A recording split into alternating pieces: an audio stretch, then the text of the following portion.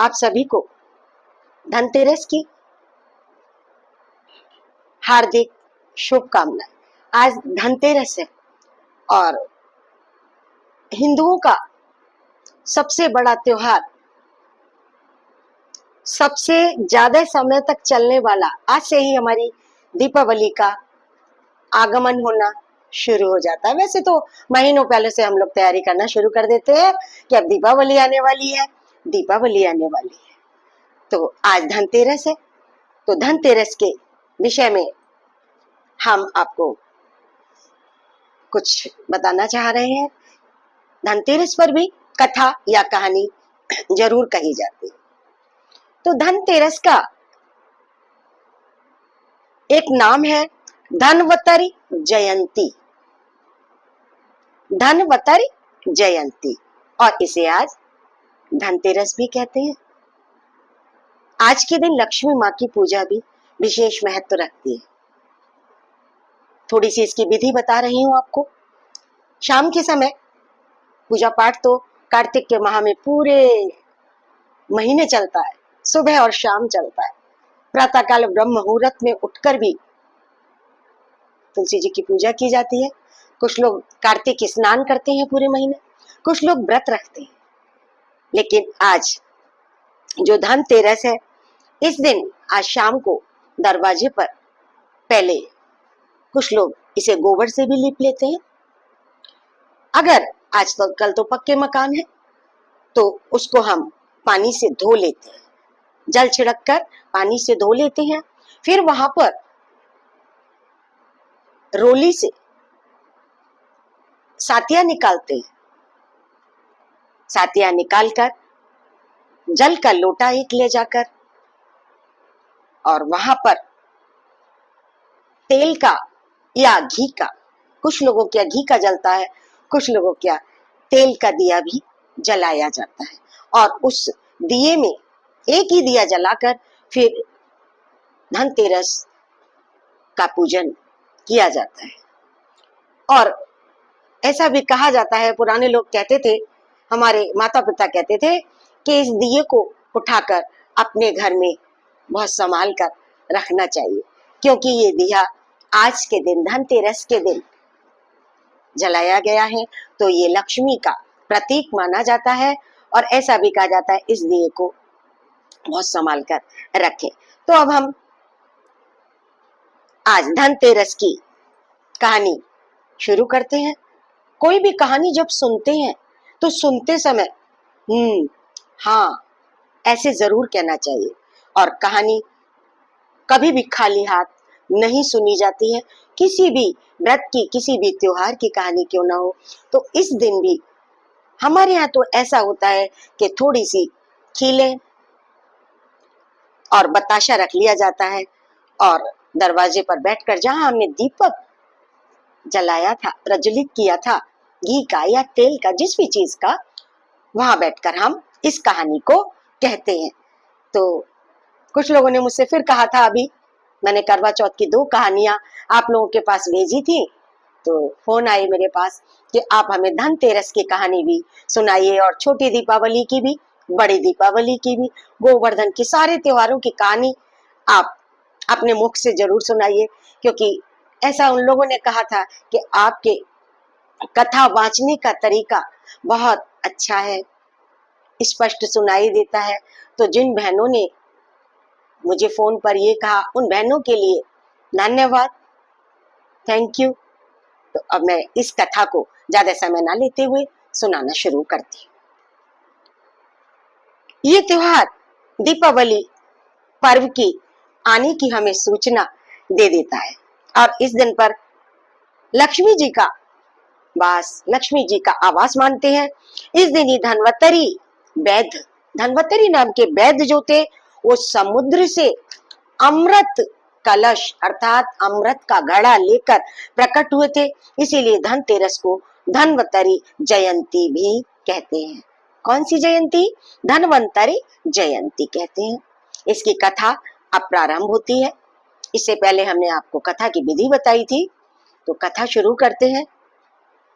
एक दिन भगवान विष्णु जी जो थे, मृत्यु लोक में घूम रहे थे, विचरण कर रहे थे। लक्ष्मी जी के साथ घूमने के लिए आए थे। कुछ देर बाद लक्ष्मी जी से बोले कि हे लक्ष्मी, मैं तो दक्षिण दिशा की ओर जा रहा हूँ और तुम उधर मत देखना। मैं जिधर जा रहा हूँ अर्थात दक्षिण दिशा की ओर जा रहा हूँ, तुम उधर मत देखना। ये कहकर जैसे ही भगवान ने अपनी राह पकड़ी अर्थात दक्षिण दिशा की ओर चले, तो माता लक्ष्मी जी उनके पीछे पीछे चल दी। कुछ ही दूर पर देखा माँ लक्ष्मी ने कि वहां पर सरसों का खेत था। अब सरसों भी आने वाली हो जाती है, कुछ दिनों बाद सरसों आई जाएगी। तो वही सरसों का, हरी भरी सरसों का खेत दिखाई दिया उन्हें। थोड़ा सा और आगे बढ़ी तो एक ऊख, ऊख माने होती है ईख अर्थात गन्ने का खेत मिला। वहीं पर लक्ष्मी जी बैठ गई और लक्ष्मी जी ने वहां बैठकर अपना पूरा श्रृंगार किया।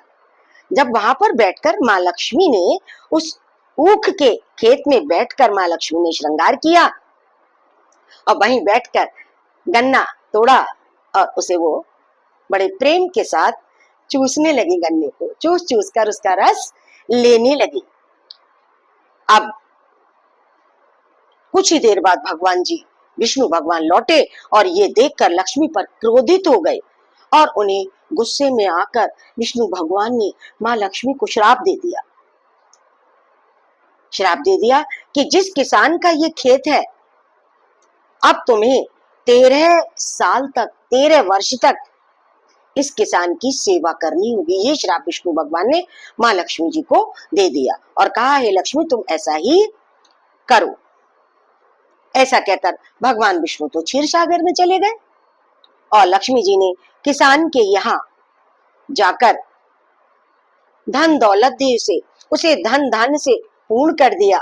तत्पश्चात क्या होता है, बाद में क्या होता है कि 12 साल के बाद लक्ष्मी जी जाने को तैयार हो गई कि अब हम जा रहे हैं अपने घर। जब लक्ष्मी जी तैयार हो गई जाने के लिए तो किसान ने उन्हें रोक लिया, पकड़ लिया कि नहीं, मैं तो आपको नहीं जाने दूंगा, मैं तुम्हें नहीं जाने दूंगा। भगवान जब किसान के यहाँ पहुंचे लक्ष्मी जी को बुलाने कि चलो लक्ष्मी, समय पूरा हो गया श्राप का, तो किसान ने लक्ष्मी को नहीं जाने दिया। जिद करके लक्ष्मी माँ को अपने ही घर पर रोक लिया, बार बार आग्रह करके कि मैं तुम्हें नहीं जाने दूंगा, मैं तुम्हें नहीं जाने दूंगा। अब होता क्या है कि भगवान बोले, विष्णु भगवान बोले कि ऐसा करो हे किसान, तुम परिवार सहित गंगा जी जाकर स्नान कर लो। और कौड़ियां दी उन्हें। कौड़ी जानते ही होंगे आप लोग, सफेद रंग की होती है, जैसा शंख होता है उसी तरीके से उनका आकार चेंज होता है, कौड़ी होती है। और कहा कि अरे किसान, इन कौड़ियों को तुम जाकर गंगा जी के जल में छोड़ देना और जब तक तुम नहीं लौटोगे तब तक मैं नहीं जाऊंगा। लक्ष्मी जी भी यहाँ से नहीं जाएंगे, मैं भी नहीं जाऊंगा। किसान ने ऐसा ही किया जैसा विष्णु भगवान ने उस किसान से कहा था। जैसे ही उसने गंगा में कौड़ियां डाली, वैसे ही क्या होता है कि गंगा में से 4 चतुर्भुज निकले। 4 चतुर्भुज निकले और कौड़ियां लेकर वे चलने को तैयार हो गए, उद्धत हो गए। तब किसान ने ये आश्चर्य हुआ उसे देखकर कि अरे ये क्या हुआ, ये चतुर्भुज कहां से दिख गए, किसके हैं ये चतुर्भुज। और गंगा माँ से पूछा कि हे गंगा माँ, आखिर ये चारों भुजाएं किसकी हैं।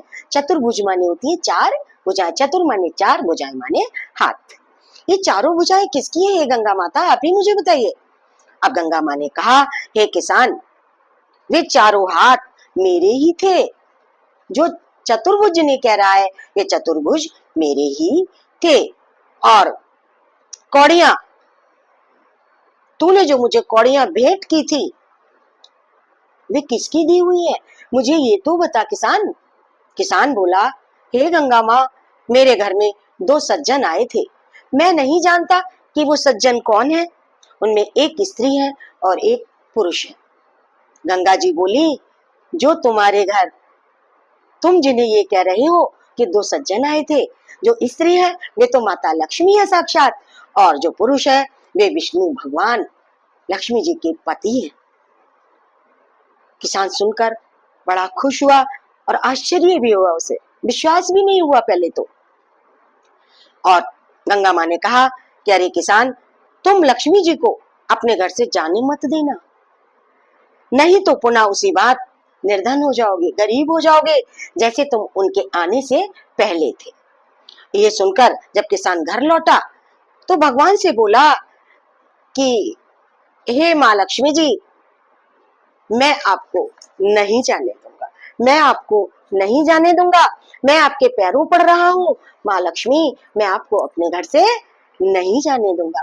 तब भगवान ने किसान को समझाया कि सुन किसान, ये मेरा शाप था, मैंने शाप दिया था लक्ष्मी जी को, क्योंकि वो तुम्हारे खेत में बैठी थी और उन्होंने 12 साल तक 13 साल तक उन्हें मैंने ये श्राप दिया था कि तुम्हें अब 13 साल तक इस किसान के यहाँ सेवा करनी पड़ेगी। तो वह समय अब पूरा हो गया है। और अरे किसान, तुझे ये नहीं पता कि लक्ष्मी जी तो बहुत चंचल होती हैं, लक्ष्मी जी किसी एक के पास नहीं रुकती, कभी किसी के पास तो कभी किसी के पास, कोई गरीब है तो कोई अमीर है, और इन लक्ष्मी जी को तो बड़े बड़े धनवान भी नहीं रोक सके। अरे किसान, तो तू कैसे रोक पाएगा? किसान ने बहुत जिद की, हट की भगवान विष्णु से कि मैं लक्ष्मी जी को घर से नहीं जाने दूंगा।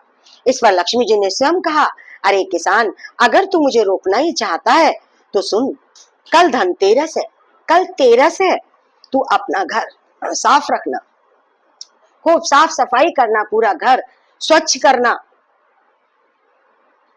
रात्रि में घी का दीपक जलाना, जैसा मैंने बताया था कि घी या तेल का दीपक दरवाजे पर जलाते हैं, तब मैं तुम्हारे घर आऊंगी। माँ लक्ष्मी ने ऐसा कहा, अरे किसान, अपने घर को खूब साफ करके और तू घी का दीपक जलाना, मेरा नाम लेना, मेरी पूजा करना, और मैं तेरे घर आऊंगी।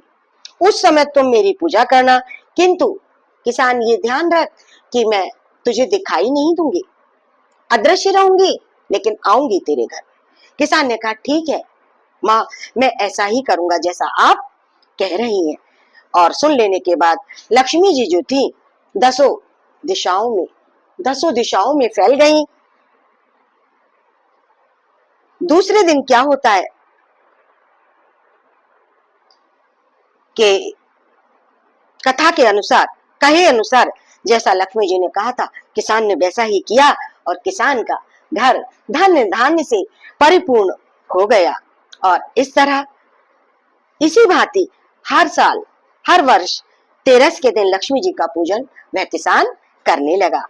उस किसान को ऐसा करते देखकर कितने ही लोगों ने, हमने, आप सबने, सभी देशवासियों ने पूजा करना धनतेरस के दिन शुरू कर दिया। तो ये धनतेरस की कथा थी।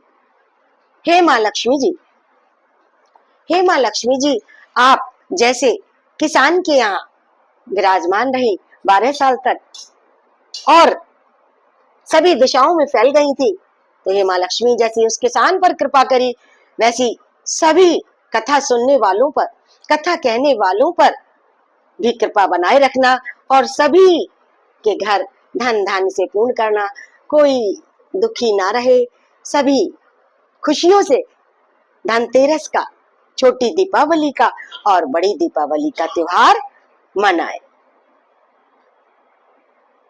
एक बार प्रेम से बोलिए, माँ लक्ष्मी की जय। आज धनतेरस, महारानी की जय। धनवंतरी महाराज की जय।